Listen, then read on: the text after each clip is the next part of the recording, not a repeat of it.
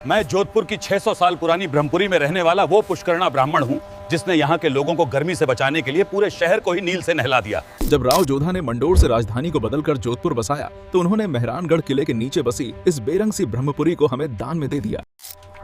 ये कोई नीला रंग नहीं बल्कि कॉपर सल्फेट अर्थात नीला थोथा नाम का कीटनाशक होता है जिसे तुम तूतिया कहकर भी बुलाते हो। इस नीले थोथे ने घरों को तो नीला किया ही, साथ साथ उन दीमकों की भी फील्डिंग सेट कर दी जो यहाँ की लकड़ी को तीव्र गति से खाते थे। क्योंकि ये थोथा इतना विषैला होता है कि इसकी मौजूदगी से रेगिस्तानी कीड़ों से लेकर सांप बिच्छू भी डरकर भाग जाते थे। जब इसे चूने के साथ मिलाया गया तो इसने तो बवाल ही मचा दिया।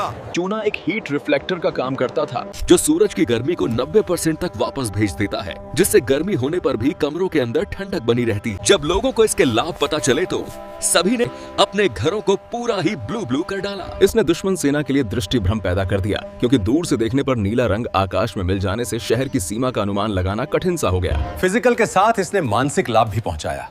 सूर्य नगरी की जो चकाचौंध वाली धूप आंखों में चुभती थी, इसने उसे पी लिया, जिससे जब कोई आदमी यहाँ से गुजरता था तो गर्म मरुस्थल में भी उसके मस्तिष्क को ठंडक का एहसास होता था। इस मोहल्ले का केवल नीला रंग ही नहीं बल्कि इसके घरों और गलियों को इस तरीके का सोच समझकर बनाया गया था कि ये जिंदा एसी की तरह काम करती थी। गलियां बहुत संकरी और घुमावदार होने से दीवारें एक दूसरे पर छाया डालती थी, जिससे धूप जमीन तक न पहुंच पाने से ठंडक बनी रहती। और जब थार डेजर्ट की गर्म लू इन तंग गलियों में प्रवेश करती थी तो जालियों और झरोखों में वेंचुरी इफेक्ट के दबाव के कारण वो ठंडी हो जाती। असली जादू तो लाल पीले जोधपुरी पत्थरों से बनी इन मोटी मोटी दीवारों में था जो एक तरह से थर्मल मास का काम करती थी।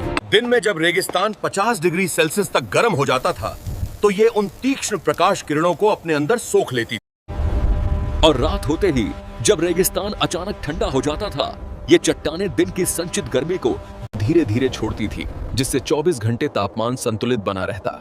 आज जो एसी में बैठकर ग्लोबल वार्मिंग पर ज्ञान पेलते हैं, उनके लिए ये आज भी दुनिया का सबसे जीरो कार्बन फुटप्रिंट वाला सस्टेनेबल कूलिंग मॉडल है। अहो भारत का दुर्भाग्य, इतनी खूबियों के बाद भी सबको ब्लू ड्रम का पता है, लेकिन ब्लू सिटी के ब्लू रंग का नहीं। मैं करूं फेमस।